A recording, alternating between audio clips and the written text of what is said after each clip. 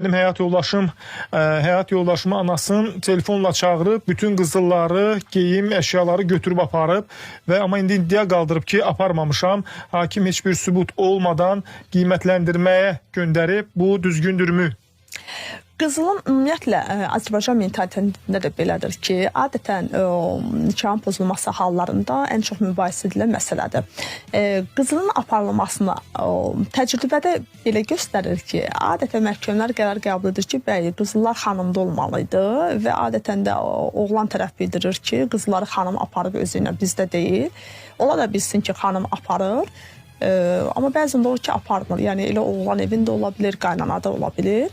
Qızıllar kimi sayılır ümumiyyətlə? Yəni bir də qanunvericidə belə bir nüans var mı? Qızıl zinət əşyaları, toy vaxtı alınan qızıllar qızıl zinət əşyaları hədiyyə şəklində verilirsə, cehizdir, qızıl zinət əşyalarıdır.